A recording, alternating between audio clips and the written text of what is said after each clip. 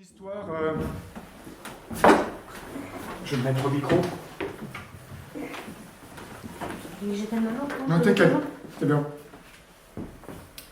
Ça tombe bien parce que c'est une histoire d'animaux qui ont un problème parce qu'ils sont enrhumés. Et donc moi, vu que ma voix est abîmée, on est raccord.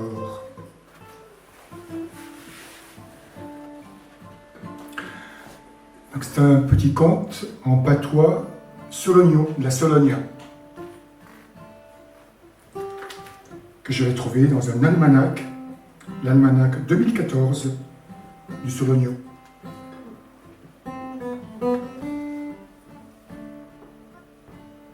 Les enrhumés qui vont à Saint-Gurluchon. Il y avait une fois un chat qui était bien enrhumé. L'Irimède, il faisait un rein, il ne pouvait pas miauler. Il dit: faut que je fasse un voyage à Saint-Gurluchon. Le voilà parti. Rencontre un poulet. Là où tu vas, chat? Je suis enrhumé, je vais faire un voyage à Saint-Gurluchon. Moi et tout, je suis enrhumé, je peux pas chanter. Je vais avec toi. Va donc. Plus loin, il trouve un oie qui lui dit: pourquoi les dons comme ça? Je vais faire un voyage à Saint-Gurluchon pour nous dérhumer. Ben moi, je peux plus crailler, j'y vais et tout. Les voilà partis. Plus loin, rencontre une chèvre. Où t'es quoi les terre-tout? Ils sont enrhumés, j'allais en voyage à Saint-Gurluchon. Ben moi, je peux plus broyer. 20 ans avec nous. En chemin, ils ont trouvé une bécasse et puis un mouton qui était bien enrhumé et tout. Et les voilà partis avec les autres. Plus loin, rencontre un chien. Ils disent là où ils vont. Moi qui, dit-il, je peux plus chapper, je vais avec vous. Ils arrivent, font leur dévotion et puis s'en reviennent. Ah, Heter, dit le chat, où dit que j'allons souper? Comme ça commençait à faire brun, ils voient une lumière dans le bois, ils y vont. Ils trouvent une petite maison où il n'y avait personne. C'était la maison au loup. Il était dehors. Le poulet, il dit: que je vous mangez? Voilà des truffes, que dit le chat. Je vous en fais cuire une pleine marmite à la sauce ronde. Elle a tout fait.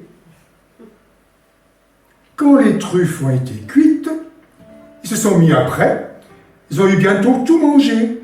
Et ils ont mis les plures contre les landiers. Et bien le chat qui dit: à cette heure que je vais en souper, où dit que je vais me coucher? Je somme bien ici, voilà ma place, entre les chenets. Le poulet: moi, je vais me gurcher sur la perche dans la cheminée. Moi, dis-moi, je vais me fourrer dans le lit. Moi, dit le mouton, sous la table. Et moi, dit la chèvre, je vais me mettre dessus. La bécasse se met sur la bastille et le chien derrière la porte. Après ça, voilà le loup qui arrive pour rentrer chez lui. Il faisait noir, il s'en va du côté du feu criant souper, et il mange les plus mûres truffes.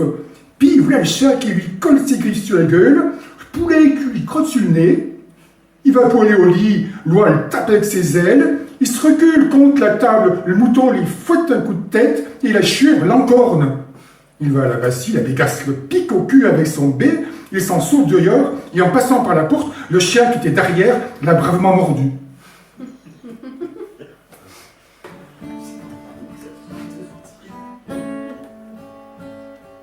Après ce temps-là, le loup en rencontre un autre qui dit: d'où là que tu vas comme ça? Ne m'en parle pas, je ne vis pas, que il dit. Je vais de la maison, je mangeais 2 ou 3 truffes, c'est trouvé une saprée cardeuse qui m'a fouetté ses cartes sur la gueule, il y avait un plan crié dans la cheminée qui m'a emplâtré le musio.